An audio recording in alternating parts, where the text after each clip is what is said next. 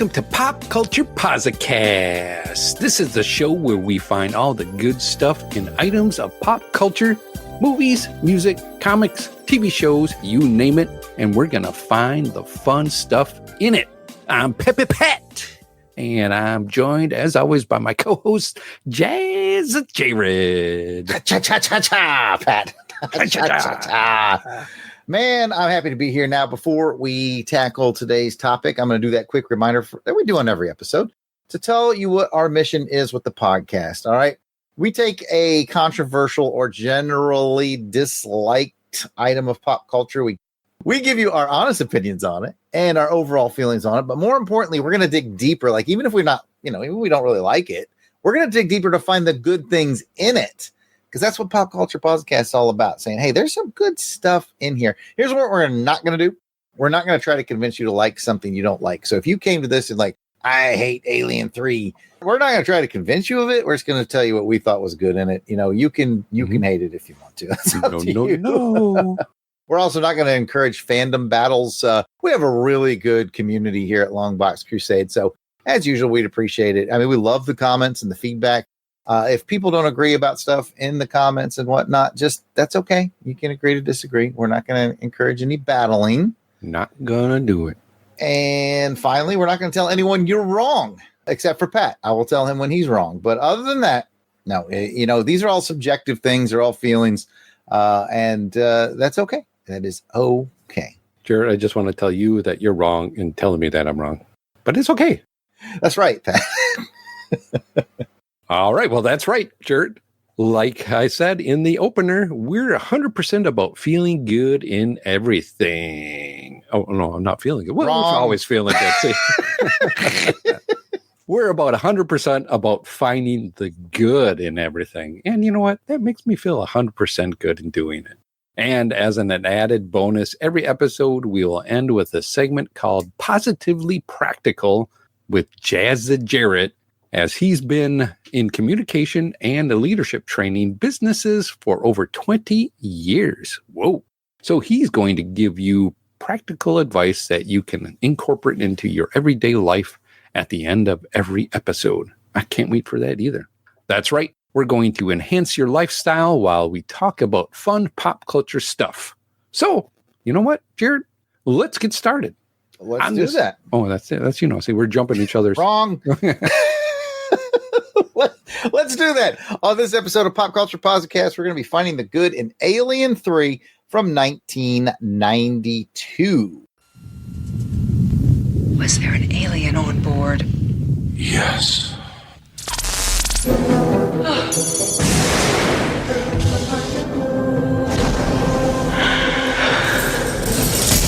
There's definitely something in here with us. We have no weapons of any kind.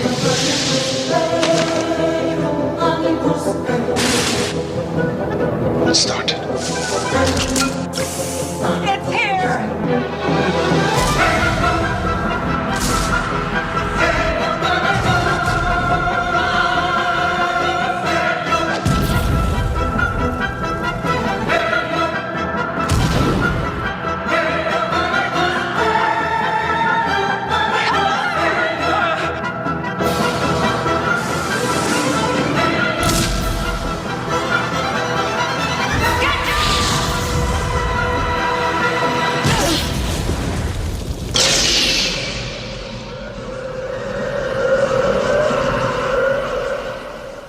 All right, the first step in every Posi-Cast is to give you our honest thoughts. We will always start by being upfront with how we feel about our topic. It's important to remember that even if we aren't super keen on something, it doesn't mean that we just can't find any good in it. So let's get going on our segment called Honest Talk. You want answers? I think I'm entitled. You want answers? I want the truth! You can't handle the truth! How do you feel about Alien 3 from 1992, Jarrod, overall? Overall, I like it overall. Like, I don't get super excited about it. Like, to me, the Alien franchise is 1 and 2 are just absolutely rock solid films. 3, I admit, is where things get weak, but I still like it. Think of it as like Superman 3. You know how like yeah. Superman 1 and 2 are fantastic, and then 3 is like, hey, okay, you know, I think we covered. Did we cover that? Yeah, I think we did. we did. You know, and I'm like, I like it. I like it for what it is. So yeah, I think I'm a little more forgiving to Alien 3 than a lot of folks. But you know, it's not to say that it's not without its issues, and we'll talk about those, and I'm sure we'll address some of those because we're going to get them in the pit of despair. And I also went on our X account and had a couple people comment on it there that I'd like to bring in tonight. And while I'm thinking about it, before I move on too far, I want to thank Django Unfettered. This was his suggestion from the Crusaders Club, and he took time to be here for the live recording that is exclusive to Crusaders Club members. And if you're wondering, how's that work? Just go to patreon.com/LongBox Crusade. For as little as $1 a month, you get access to these live recordings. And we got a couple of club members in there right now. So shout out to Kathy. Shout out to Django. Thank you guys both for being here. There's a couple more people watching. So they haven't shouted out in the chat, but hi, other people. Now, I just gave my thoughts on Alien 3. And I put a little plug in for the Crusaders Club because I wanted a distinct break before we got your thoughts. Because Pat and I talked a couple nights ago, but before this, we did. Pat's going to come with a real unique perspective. All right. You tell him, Pat. Yeah. Tell him what you told me. I will tell them, Jarrod. Yeah. I have never seen an Alien movie. None of them. You probably saw bits and pieces here the way through. I know the lore of it. Alien, space, and kind of hunts them down. So this was interesting for me to use this one as my first entry into it. I love it for Pop Culture Posi-Cast purposes because you're not tied to anything else. You can judge it strictly as this movie that you saw. You don't have to compare it to Cameron or Scott, Ridley Scott or James Cameron. They didn't. Okay. See, I didn't. I kind of. Okay, I kind of don't have to. Is this the same guy? Yeah. You're not stuck to it. So interesting. Yeah. So this is your honest thought. So. What was your overall feeling? My overall feeling is it's what I kind of felt an Aliens movie would be like. Stuck somewhere in space or desolate area, and Sigourney Weaver, she's obviously the bad person. The bad isn't tough. Bad and tough. Yeah. I didn't want to say the A word, but so she's because I'm positive. She's bad A. She's bad A. Yeah, she's tough. She's one tough person. Right. And so I knew that, she's going to be the one that's going to have to do some of the killing and all that. I'm not really big into a lot of horror movies at all either anymore. So but this definitely has elements. Little elements of some jump scares here and there. But honestly, I didn't think it was that bad. Was it weak, like you mentioned? A little bit in some parts. So you felt that. Even though I could feel something like, it's like, okay, the other two probably got to be better. But it still wasn't a bad, it's just a quick getaway story of what happened in it. But we can get to more of that. I'm interested to hear what other people are calling out. Okay. We will get to that for certain. Yeah. In the chat, in the super secret chat for the club members, Django says, this is a bad intro, in my humble opinion. I think he's not talking about our show. I think he's talking about a bad introduction to Aliens, to the Alien franchise. But you know what? I'm going to counterpoint that, Django. I'm not fighting you on that. I mean, yeah, it's not a strongest entry. But if you imagine that Pat's never seen any, and this is where he starts, and he's like, yeah, this is okay. Imagine how much better the other ones are going to feel when he watches. He's going to be like, oh, my goodness. So, yeah, I guess that's what that's the positive way to spin it. Like you've seen. I've dipped my toe in it. I've dipped my toe. You've dipped your toe in one that's divisive. Yeah. 1 and 2 are not divisive. They are universally loved. So, and then, you get into 4, which was Resurrection and so on and so on. And it gets weavy and windy. And that's a rat's nest. We'll let someone recommend us to do on another day. But I will tell you right now, Pat, 1 and 2, rock solid.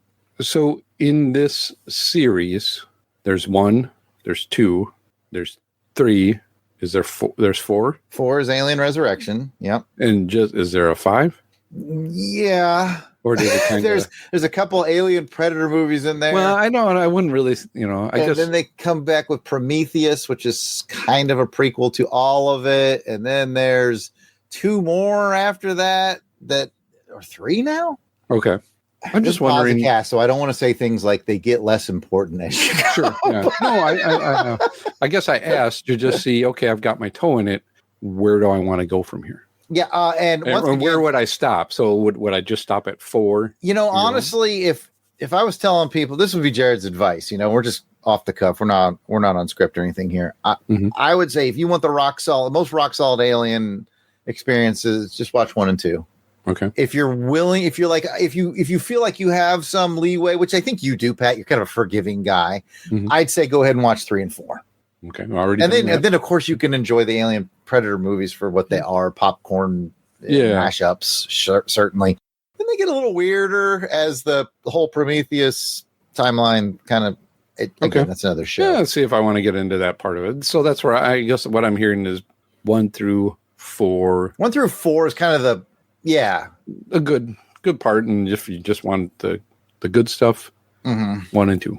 Yeah, and Kathy's mentions here. I didn't mind the prequels. I didn't mind them either. Like I watched them and I went, okay, yeah, but there's nothing that grabbed me by the cockles of my heart like 1 and 2 did. Django also mentions in the chat that Part 4, Resurrection, had a lot of Dark Horse Comics elements. Which is a fantastic comment because I'm familiar with the Dark Horse comics. I've seen 4 and I never put that together in my brain, and he's absolutely right. Okay. Good to know. And Kathy also weighs in the super secret chat. She felt the same way about the Star Wars prequels, and I think that's a wonderful way to look at it.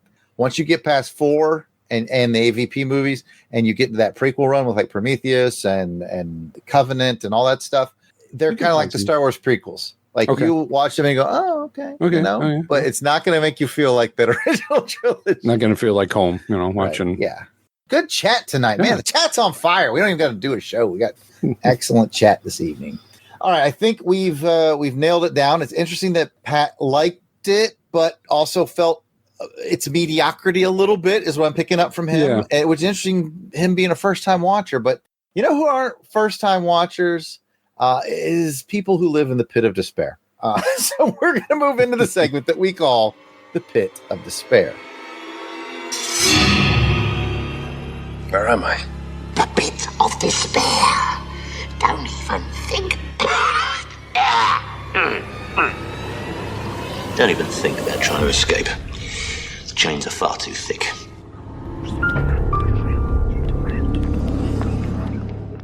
During the pit of despair, I get the unenviable task of finding the more common negative opinions on today's topic that are found out there on social media or on the internet so that Peppy, Pat, and I might address them. Put on your helmet, Pat. We're diving into the internet. As long as it's not full of molten lava or hot, whatever that was that they dumped on them. Like metal. Or metal, yeah, like melted magma metal. So let's kick it off with our friend Delvin the Dark Web Williams. He is the voice of the Pit of Despair, and he will read the first comment. The long-delayed sequel to James Cameron's Aliens turned out to be a mediocre affair. I remember going to the local movie theater in my teens to see this film with my brother, and I was so disappointed. All right. So we have a commenter here saying it was mediocre and he felt disappointed. That's going to be an interesting one for you to tackle since can you be disappointed in something that you weren't? No. And that's what I felt is, obviously it's all hearsay or that the second one was really good and done great. All right, Pat, I'm going to jump in right now and just say that Aliens, the second one, is possibly the best sci-fi movie ever made. Okay. That's just my opinion. I'm not saying it is, but it's in the short list. Okay.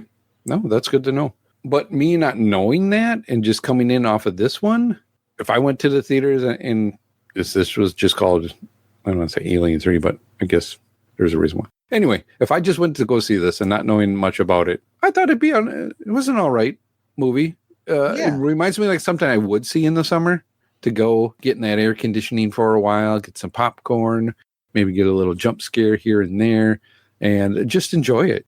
Would this be a good one to take with a lady? Probably.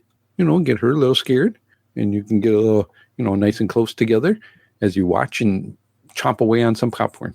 Yeah, I'm not mad at this first commenter. It's every right to say it was mediocre and he was disappointed. I don't think that's over the line. I don't think that's too bad. I could see where you would be, especially if you came off of Aliens the second. Yeah, I guess there may have been something where I don't know if it's the pacing of it. I felt at times was a little awkward, or it would just jump to stuff right away. Yes, you are tuning into something that I think we will get to. Okay, but the short version is there's a lot of studio interference on this one. So getting involved in the editing and stuff like that. Like this is I think David Fincher movie. The guy doesn't make bad. Like he's a good director. Yeah, it's a name I've heard. Yeah, I mean he makes good movies. It's just I think this was sort of his big step up from being like an MTV video director to a movie. And then studio got involved a lot, and I think that leads to the choppiness. I didn't mention this earlier because I was so excited about your unique perspective on this. Is I have a mildly unique, not as nearly as unique as yours, but a mildly unique perspective in that I didn't see it in the theater. I'd seen 1 and 2. I eventually watched 3 on VHS. Between there, though, I got the audiobook of the novelization, and I listened to that. When I listened to it in prose form like that, I thought it was pretty good. Like I liked it. And it didn't hurt that the audiobook was read by Lance Henriksen as well, who played Bishop the android. In part 2. And I think he's in 3. He's back in 3. So that was really cool to hear his voice and all that stuff. So I kind of had this like for it. So when I saw it, like, I guess I could say it softened the blow. I didn't feel the disappointment that this person is talking about in their comment because I was already mentally prepped for it, if that makes sense. And that brings up a good thought. I was thinking kind of myself too of, man, I wonder how this would sound or how this would read through if you just had to read these. Back in the day, I liked to get a lot of the summer movie hits or big movie hits or that were coming out in novel format too and reading through. And just going back and rereading that stuff, wondering, is the story a little bit better if you just read it than what it came out to be?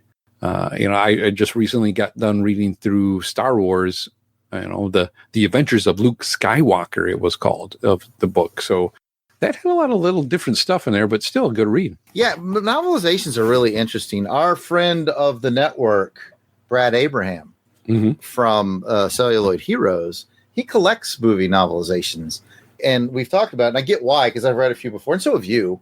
Yeah. You get more than you would on film because you get people's inner thoughts and stuff like that. And novelizations are usually based off of earlier drafts of the script before the movie gets edited down. So you usually get the quote unquote deleted scenes. Yeah. In the novelization. So anyway, we got two more comments to go through, and I've gone far afield. Delvin, give us that second comment. When the very glue that held the airtight plot of Aliens together is torn off its fabric before the film begins proper, can any amount of, quote, clever camera angles, unquote, and, quote, moody set pieces, unquote, fill in the void that is left? All right, Pat. You've probably figured this out because you watched Alien 3. But this is by far the biggest complaint about Alien 3 is it takes all that investment we had in the characters in 2 that survive. Okay. Which was Ripley. The android. Bishop, Newt, the little girl, and Corporal Hicks, which was Michael Biehn. Okay. Yep. Take those two died. All that energy we put into that movie to see these people survive. So now, spoiler, you know who makes it and who doesn't from Aliens, but still worth your watch. Just to, in the very beginning of the movie, be like, oh, they died. Like, what? Those characters you love, they're dead. Let's tell another story. Like, oh, man. And I get it, man. I know it didn't hit you as hard because you have no anchor to that. It didn't. Yeah, it didn't hit me hard at all. I'm just like, oh, okay, so these people didn't survive. Was it a way for them to kind of clear the slate, or just don't bring that kind of drama to this? I don't know. Like Django in the chat says, the pain is real. It felt just cheap. It did. You know, I know this is Posi-Cast, and I'm here agreeing with someone, the pit of despair. If that's what happened, I guess I would say the way they did it. I saw on the interwebs, social media or something recently, a writer was talking about how to immediately detect if a sequel is not good. And he says, if the sequel undoes or makes moot everything that was done in the movie that came before it, it is not good, because it just cheapened everything that came before. And that made a lot of sense when I was thinking about Alien 3. And honestly, this is a Posi-Cast for another day, but he was really talking about Star Wars sequel trilogy. He talked about how at the beginning of the Force Awakens is like, remember when they did all that work to defeat the Empire? Well, the Empire's back. Like, wait, what? Yeah, like, I mean, I'm not to go off topic there, but it's like, I kind of knew that already. If you read the expanded universe, we knew what was happening. So to me, that wasn't a big surprise. Sure, but I get his point. Like, if you're we invested in a trilogy of movies to see these people defeat the Empire, it's like, did they? And you know, I understand things. You got to keep going for the movies, for the books, for the comics. You know, I get it. I do, but yeah, this Alien one, I'm gonna tell you right now, that's the one that gets everybody. It's you really did that to Newt and Hicks and Bishop. You know, so if they would have done that maybe halfway through or through this one and would have slowly killed those off, would it have been worth it? They were dead. I don't know how dead set, but it feels like they were dead set on doing the prison planet thing, which will cause its own interesting issues. I think the next commenter is going to talk about that. Okay. But the more I think about that, like, really, it is so icky to think about that with Newt, you know, and she was like a 12-year-old girl on the prison planet that goes into places that I think would not. Yeah, it was hard enough watching it happen with. It was hard enough watching it happen with Ellen. They mentioned that what those people did. Yeah, so they are not good people. We're gonna get. You know what? Let me just get to that next comment. And let me just say one other thing about this comment.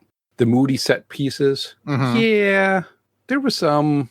Yeah, I mean, Fincher knows how to create. What was a budget though? Was a budget better? Or I don't know.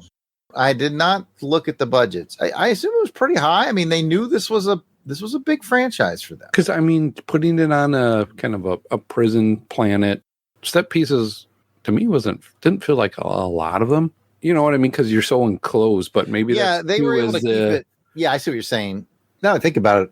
Especially the first three, and pretty much all the aliens, sort of that claustrophobic. Yeah, and I guess that's what they were going for. I get it. And they were definitely like this one. Definitely is vibing off of the first one. They're basically bringing it back because I mean it's in the title. You got Alien, the first one, then the Aliens, because in the first one it's just them against the one on their ship, and Aliens there's a whole colony of them. Like there's a lot of them, and you get Space Marines fighting them. It's awesome. It's cool, but.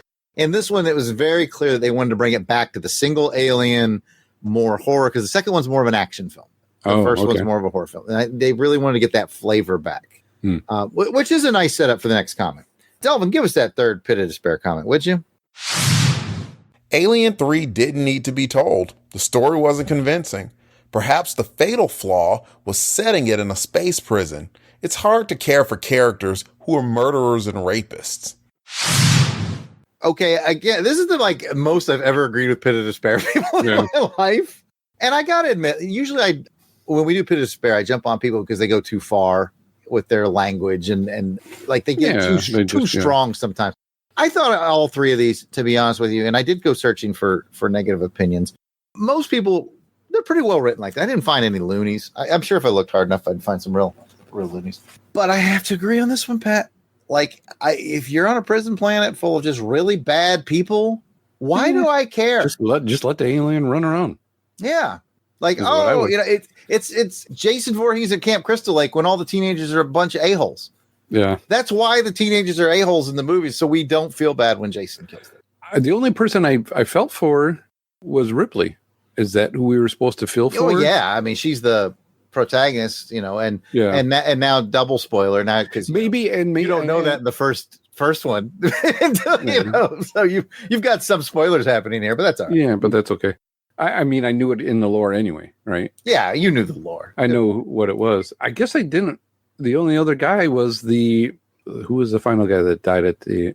Was it the doctor or was it no the preach guy? The preacher guy. Yeah. I think that's Charles Sutton. Help me out, chat. Kathy in the chat. Dylan. His name was Dylan in it. I think so. Because you had two likable characters. You had him because he was actually the one that saved her from being assaulted by the prisoners. Yeah. And then you had the doctor guy. The doctor guy. Everybody else, I didn't care about. Not at all. Yeah. No, I was like, whatever. I didn't even care about the warden or, Yeah, nobody else was likable at all. Speaking of just answering a question you had a few minutes ago from the chat, I guess Kathy's awesome at this kind of stuff. Alien 3 had about a $50 million budget, did 19 its opening weekend, but ended up doing 159 million gross worldwide. So, it made money, but it did not. I'm quite certain they consider that underperforming for such a tentpole franchise like Alien. Mm-hmm. By comparison, the original Alien had an $11 million budget, but of course it was 1979, and did $109 million gross worldwide. Now that's $79. So you can kind of see, and I know Aliens made buku bucks as well. Charles Dutton, I nailed it. Charles Dutton was Dylan. Thank you in the chat, Kathy. Likable guy, which goes back to your point. Yeah, so I can agree somewhat with this. If I think the only movie that I really felt cool for prison people was Con Air. Yeah, it was a fun movie. Yeah, but the prisoners still weren't likable. Like, but it's still the fun. Guy who played Bubba Gump were the only two likable guys on the whole plane. Yeah, but you got to see their wacky wildness. Yeah, it's certainly. Yeah, it's hard. It is hard to sell that. Another movie that leaps to mind for some reason that I put in the same league, maybe because it came out on the same time frame. Ray Liotta's No Escape. That one's kind of neat, where he's put on the prison island. Okay. If you've never seen it, it's kind of cool. It's worth your time. But anyways, I think we've survived the pit, and this is the least I've ever battled anyone in the pit. But I don't think anybody in the pit went too far. I don't think anybody went off the reservation. I can definitely see where people have a passion for something, right? And this comes out. You're hungry for more, especially you had your first meal, your first course. Now you got your second big meal. Now you're like, oh man, let's get that dessert. And then they just bring out, something that isn't, I'd still eat it, but it's not what I want to, have that last flavor of goodness, that dessert in me. It's fair. That is fair. All right. Well, I guess we did it. We survived another dive into the internet. That calls for a celebration. And how we do that on this show is in our most important segment called Give Me the Good Stuff.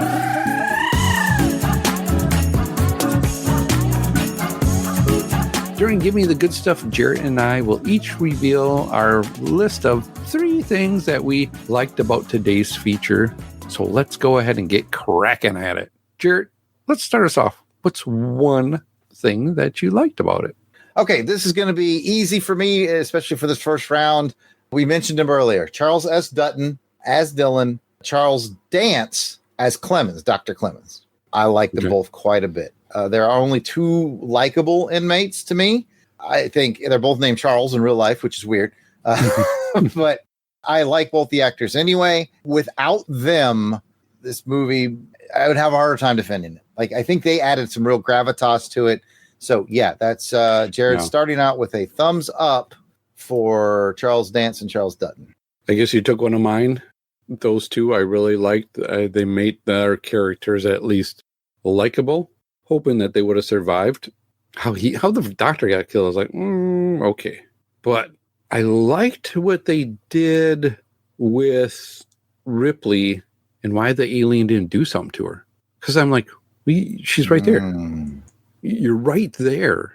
Why did you not just, stick out your second mouth or whatever that thing is, chomp it or do what it does? Until we find out why. And I'm like, okay. Now the real question, that was good. You have to ask yourself now, Pat, is how did it happen? How in the world is she back and starring in the 4th one? I don't know. Is she? I guess kind of that was my whole thing. Is what do I need to watch? Or do I go into the 4th one? You do need to see 3 to get 4. Like, well, I mean, they'll kind of recap it, but it'll help. Yeah, no, I think that was a clever plot moment, Pat. Mm-hmm. It had me. I'm like, wait a minute, what's going on? Speaking of positive things, since we're in the part where we're picking out the positive stuff, even though Django Unfettered, pitched this as the Pop Culture Posi-Cast thing to talk about, so clearly he has passions on it, he did drop a positive. He said the Super Nintendo game based on Alien 3 was fun. Cool. Very what cool. was it? Was it like first person? My memory says it's a side scroller, but I'll let Like Django. a Xenophobe or Xeno, whatever. What was that one Xeno game where you yeah. Morph, Xeno Saga, I know the one you're talking about. Yeah, it's the side scroller too. But I could see, like, ever play the one that scared me a little bit too was the Jurassic Park game on the SNES. Ever play that game where it's like, right, you're going down, it's your first view like that, and then you get scared by one of the Django does Raptors. verify in the chat that is a 2D side scroller. Okay. Thunder is very loud. If I just disappear at any second, you just keep going without me. Well, let's go ahead and roll on. Okay, another thing I liked about this movie was, and people have talked about it, it was hinted at in The Pit of Despair, imagery, moodiness, interesting shots. Fincher sets up interesting things. It looks good. CGI aside, this is early days of CGI with the alien-y dog thing. It's sketchy, but okay. I allow it. But I'm talking just like lighting, sets, atmospheres, solid. It gave you that grainy-ish, grays, dark tones going on. I remember oranges and brown. Yeah, a lot of orangey brown. Yeah, a lot of darker colors. Give you that gritty, grimy kind of a feel to it. The CGI, it was passable.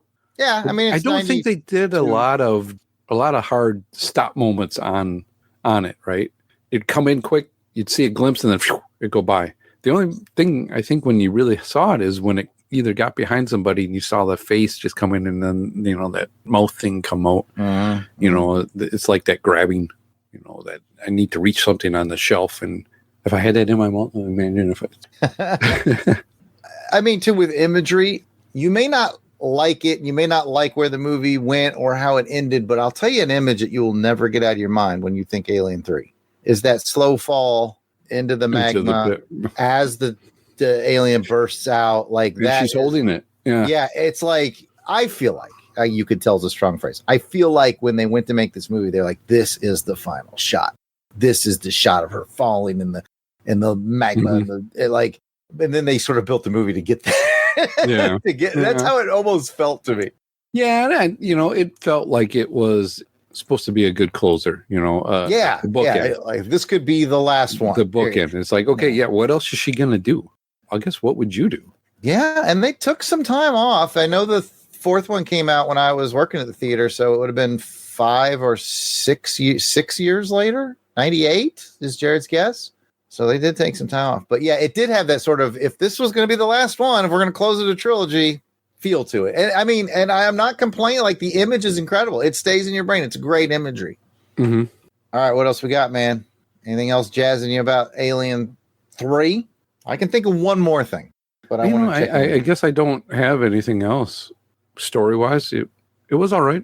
Long in some places, but jumps to other parts. So yeah, again, chopped up in editing, studio interference. Mm-hmm. It's just kind of almost the story with all the Alien movies, though. Almost, it's like they were reading behind the scenes and stuff. It's just a real pain to get made sometimes. Like I know Aliens was filmed in England, and they had a real hard time between the American crew and the British crew. So much so that Sigourney Weaver had to literally bring in teams together and like have a powwow to get the movie back on track. The series is cursed in some ways. But that was going to be my final thumbs up. Something good in the movie. That's what we do at Posi-Cast. Find something good. Sigourney Weaver is playing Ellen Ripley again, and her performance is still very good. She knows this character. I guess, And I probably said the same thing on our Superman 3 episode, Pat. I mean, Sigourney Weaver is still with us. Thank goodness. She won't be forever. When I go back and I watch Superman 3 and Superman 4, which goes from disliked to really disliked in the community, I don't ever feel that. I always just go, thank God I get one more chance to watch Christopher Reeve do it again. Yeah. The day is going to come. I don't want to be morbid about Sigourney Weaver, but that day is going to come where we're going to be like, I got one more chance to watch her do it again. And she did so good in it. So I said Charles Dance and Charles Dutton are the tent poles. Yeah, you have to add her. Like, she is the tent pole. And you can tell that she definitely went through a lot of stuff from the other movies. So she had that character nailed down. Yeah, because she doesn't start out like a hardened person in the first one. She's not hardened. She gets really hardened in the second one. And Django agrees with us in the chat, by the way. He said the acting was top notch. Yeah. And I would say out of those three, their acting was top notch. Yes. And I will toss in Lance Henriksen, even though he's not as, big. He comes in at the end. Yeah. Yeah. And so that kind of piqued my interest. I was like, oh, okay. So this guy, he made his android guy, kind of like, Star Trek-y kind of thing where, they got to meet Data, kind of things like that. But I liked that he's like, no, I'm real. So was that guy real? Or was he another android and just playing her? I don't know. There's levels and layers, Pat. Okay. Okay. But that makes it interesting, right? I guess that's another positive because it's got me wanting to know a little bit more about this universe, right? About the lore. Yeah, there's so much I want to talk to you about, but I'm just going to sit on it until you're able to watch the first two. All right. Oh. All right. Well, with that, let's go ahead and get into the segment I promised earlier. The one that can help you and me in our day-to-day life. Jazzy Jarrod's Positively Practical.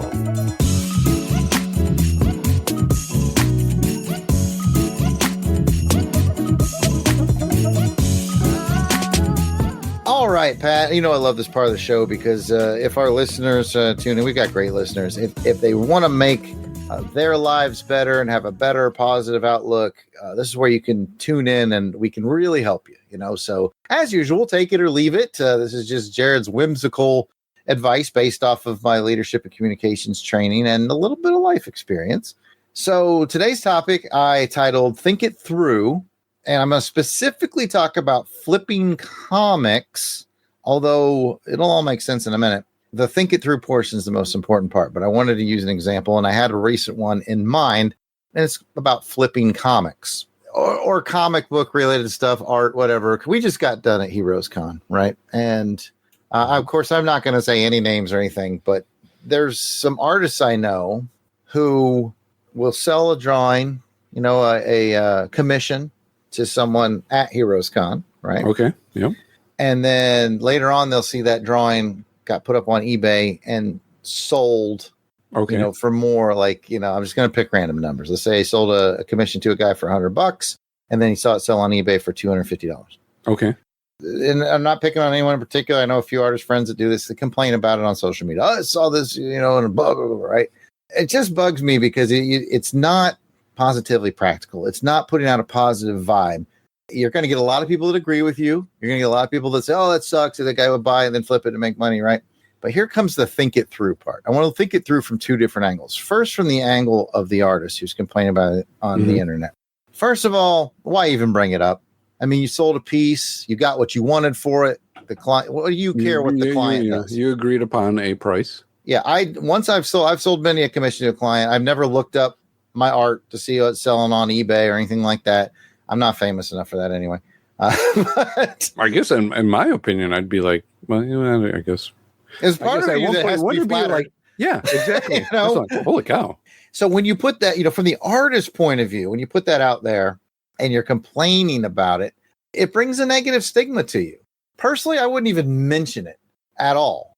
I might post, hey, this is a piece that I sold it, and here's the guy who bought it. Cool. And that's where the story ends. I don't care what they do with it because otherwise it kind of as an artist, makes me look like a complainer.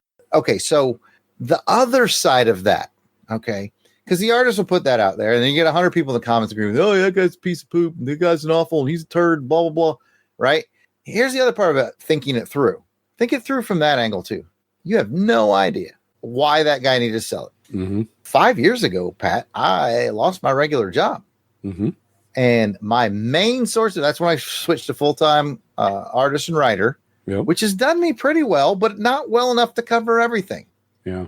All right. So I'll be honest with you here on Positively Practical. My art covered maybe 25% of what I needed. The other 75% is my eBay sales. It's flipping things. Yep. okay, so the guy might be a chronic flipper, whatever. You can judge him all you want, but you don't know. I've been flipping now. I've been without the job for 5 years. Goodwill, yard sales. I'm the yard sellers, for the goodness sake. Flipping things on eBay, making money to cover the bills and take care of my family. You don't know that that could be what that guy's doing. I distinctly remember at one point I went to Ollie's, to get the big trade paperbacks. Yep. And they had the hardcover omnibuses. It was like the Jack Kirby one. And they had a good deal on them, $20 maybe, still sealed. And they had 4 of them. I bought 4. And I thought, well, I'll either gift these to the guys or I'll flip them and pay some bills, right? And when I posted my picture of it, of course, somebody in the comments came, did you have to buy 4? And I'm like, yeah. I was actually very patient with the guy. Instead of sort of punching back, I said, hey, yeah, I do this to pay the bills. I lost my job a couple of years ago, and this is how I'm paying bills. And the guy calmed down. He was like, well, can't fault the guy for paying bills. Yeah, exactly. All right. Yeah, you just can't jump to conclusion. Don't judge the book by its cover. Yeah, that's why I called this one Thinking It Through. Yeah. So, yeah, it's a sticky situation, especially comics is an easy one because, people bring comics to get it signed, they flip it, and they make money. There's even creators who charge more. If you're doing that, yeah. For certain issues. I just know you're going to you're just going to flip it on eBay. Then I want to say to those creators, you can sell your own stuff on eBay. If you want that, I want to say to the creator who complained about the guy who got more for his commission, then by all means, draw an original piece and put it on eBay and get that money. eBay, yeah. But the whole complaint, all you're doing is tearing that person down and you don't know what their situation is. Get rid of the middleman. You're not making yourself look very good. You're not making yourself look very professional. So I wanted to look at it from the two sides of that. Definitely. Good view on both sides because from the artist standpoint is, you can make those same points and even maybe comment, yeah, good. I'm glad he got rid of it. Hey, if anybody else wants more of this, come see me. I can make you a profit, son. Just give me more business. Yeah. There's definitely ways to couch it. And unfortunately, a lot of my fellow artists just tend to run in that negative space. I saw one, and again, no names. I saw one post Heroes Con, complaining, hey, I'd done all this pre-made original art to sell at Heroes Con, and I sold almost none of it. So I guess I'll just have to sell it here to anybody who wants it here on social media. What a terrible way to couch that. Yeah. Just bringing it, you're like, hey, I got extra. Yeah, this is the stuff that's left over from Heroes Con. It was a fun show, and it was a great show. But here's the pieces that didn't move at the show that I'm going to offer at a discount. Pick your piece, and I'm selling it. That has so much energy to it. Put some positiveness on it. So I just called it think it through, and I called it flipping comics or flipping art, but you get the point. I get the point, and I think it's really goes back to the thinking it through too, because within the last few years, there's been some stuff with my family where it's with the medical stuff going on. Mm-hmm. Came to the point of okay, if I got to get rid of my toys, my extra stuff, am I going to get rid of that stuff for my family? And you're damn right I'm going to do it. No, I've separated. I had one of the world's largest video game collections you've ever seen. And I sold off 80% of it after I lost my job. I mean, part of it, too, was realizing I had literally thousands of games I was never going to play. But you got to do what you got to do, too. I just don't think, like I said, don't think it through before you judge people. Or in the case of the artist side, how are you presenting yourself? Are you presenting yourself as someone with positive energy and fun that people are going to want to seek you out and buy your product? Or are you just, I don't have to fill it. Pushing them away. All right. With all that out of the way, I appreciate your time and thoughts on that. Just think things through a little deeper. Don't make a ton of assumptions. One great phrase that you can use for all these positively practicals is we oftentimes take things very personally. That person did that to me because, it sold the art and made the money just to make me look bad or whatever. Very rarely is the person you think did something to you personally even thinking about you. It's almost always obliviousness. They don't even know, right? So that's probably another topic for another day. But you know what? Let's give out some more positivity and show some love to our Crusaders Club members. These are the fine folks who have joined our crusade. They enjoy early access to special Longbox episodes like the people in the super secret chat watching this recording right now. They get free raffle giveaways on our Sunday shows. They get to vote some of our Sundays. They get some free raffle giveaways, I assure you. They get to vote on show programming and so much more. These are the folks reaping the benefits and giving some much appreciated support to the show.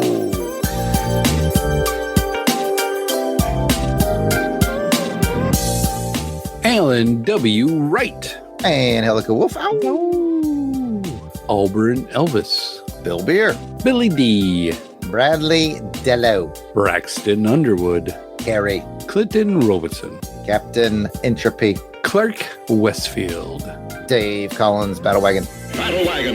Eric Hodges. Eric Porter. Ezra Gallo. Gary V. Gene Hendricks. George Meal. He's one of those disgusting flippers. I just know it. Gerald Green. Heinz K. Django Unfeathered in the chat. And the person why we're doing this on Aliens 3. Yeah. So thank you. Thank you, Django. Jason King. Jason Lady. Jeff Polier. Jim Jarman. I hope you like Jim Jarman too. Trapped in space. Jim Meal. Disgusting flipper. We got 2 Jim Meals? We have George and Jim. Disgusting flipper brothers. Okay. That's right. Joe Man Conan. Joe Thomas. John Watson. Josh Strickland. Candace Ward. Captivating Kathy Bright, the MVP, live in the chat, doing research on budgets and actors. And thank All you that. for what you do, Kathy, in the super secret chat. Matt and Lizzie Passo. Mark Ross. Michael Mitten. Miranda W. P.D. Devons. Paul Hicks. Rick from Jeff and Rick Present. Ronald Easterday. Rob Morgan. Samantha Maney. Scott. Sean Urbanski. Snake Plissken. Spidey 67. Spreadsheet. Steve Cronin. Steve Martin. Tim Price. Tony Pennington. And our old buddy Toronto Cop. We haven't heard from him in a while. I need to hear from Toronto Cop sometime. Yeah, we got to soon. hear from him. What up, Derek? If we miss anyone on the list, we apologize. Keep in mind we record these episodes well in advance of release. So if you're a recent edition, we'll add you soon. But no worries. Let us know we missed you by sending an email to contact@longboxcrusade.com. We will get it straightened out. You might be asking yourself, how do I become a Crusaders Club member? Simple. Go over to patreon.com, search for Longbox Crusade for as little as $1 a month. Get access to the amazing world of Crusaders Club. Come check it out. And as a reminder, you can always leave us a voicemail at 707-532-5269. That's 707-532-LBOX. Pick up the phone. Use your tiny mouth. Don't eat me. Our last episode of Pop Culture Posi-Cast, we talked about The Visionaries, but it has not yet been released, so we don't have any comments or feedback from that episode. But, you know, it's coming. Trust me. By the time you hear this, it arrived a long time ago. Yeah, I have a vision that it went pretty well. Yeah. If you're listening to this podcast form, you heard it a long time ago, I assure you. That will bring us to the end of this episode of Pop Culture Posi-Cast. If you'd like to hear more from us in the realm of comic books, action films, vintage TV, and movie serials, and more, go ahead and check out the LONGBOX CRUSADE Network. Jazzy Jarrod, where can that be found? Just about anywhere. You put Longbox Crusade in any podcatcher, any social media. You can go to the website, longboxcrusade.com. We told you the voicemail, 707-532-5269. It's all Longbox Crusade, I assure you. Back to you, Peppy Pat. Oh, all right, Jarrod. Thank you. If you want to chat with us online, and where can you be found at, Jarrod? I can be found at Yard Sale Artist on X, Facebook, and Instagram. And I can also be found at Captain D's. Captain D's what? Nothing. And before I hand it to you to tell people where they can find you, since we're wrapping up the show, we're coming to the end of the podcast. This might be the last Longbox podcast in their feed, and they go, "What do I listen to while I wait for the next episode?" Jarrod, I guess I'm asking myself, what would I want to listen to when I come to the end of this? Pat, I think the wisest decision you can make if you're out of Longbox episodes to listen to is 80s and 90s music. Oh, you know what, Jarrod?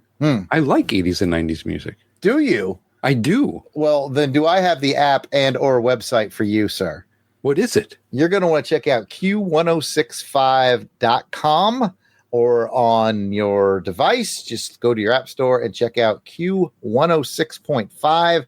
It is an amazing 24-hour a day streaming audio of 80s and 90s hits. And I'm telling you guys, My favorite thing about it, and I know Pat's about to agree with me, deep cuts. You're going to get the classics. You're going to get the hits, but deep cuts are going to pop up. You're going to pop up songs that you haven't thought about since 1992. You're going to be like, oh, what the what? In the 80s, there were songs that I was hearing. I was like, I was swimming today in the pool. Mm-hmm. I'm not fancy enough to have my own pool. I was in my neighbor's pool. But I had my Bluetooth speaker out there. I was swimming. Jamming. Oops, upside your head. Oops, upside your head. Was played on Q1065. And I was like, what? Oh, yeah. Cool. Lots of 80s and 90s goodness there. I know you guys are thinking, what are they, sponsoring the show or whatever? It's a partnership. They're pumping us over there at their radio station. We're on their website. We're mentioning them here. But I'm telling you right now, much like our last time that we had a partnership going, which was Omaha Bounce hardbacking, Mm-hmm. this isn't just scripted stuff. Pat and I text each other like, tune in now. There's this song. The song's on it. It's fun. Yeah. Like it's awesome stuff. If you want to get in that kind of action, let us know, and we can definitely get something going. It'd be kind of fun. We love listening party. I love it. Yes. Pat, I cut you off. You're going to tell people they can find you on the internet when you're not listening to Q1065.com. Well, Jarrod, when I'm not listening to Q106.5.com, I am. Put the dot in there when you put in the web address. It's got to be all. Yeah, don't. It's all the extra period's going to mess you up. Just use the app. Go to your iPhone, use the app. And download the app. It's perfect, and it works great. It does. Just go ahead and go there, and you can find me on the X at Christatos01. Chat me. Tell me what you're listening on there, and let's have some fun with, I haven't heard this song in a while. I'd love to get involved and do some back and forth and see what songs really interest you guys. The song playing right now, Wild Wild West by Kool Moe Dee. That's a good Wild Wild What? West. The Wild Wild. I used to live downtown. Down 129th Street. Yes. I'm so sad I can't listen to it right now. I know. That's it. We're quitting this show. Longbox is shutting down so we can listen to Q1065 all the time. If we could, I'd get together and just have that stream. We'd probably get copyright on. Oh, we would on the Facebook, but it's so fun. Maybe we've gone private. Above and beyond. We've gone above and beyond for Q1065 tonight, Pat. All right. Well, thanks for joining us on this episode of Pop Culture Posi-Cast. We look forward to chatting again soon. And remember, as the old Native American tale tells us, we each have two wolves that battle inside us. Or is it two aliens?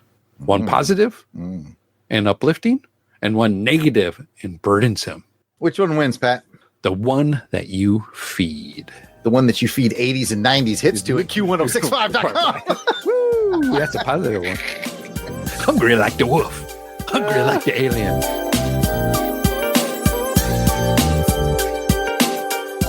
The music themes for this show are done by musical genius Joe November. Please check out his SoundCloud at Josephline99. That's Josephline99. You will not regret it.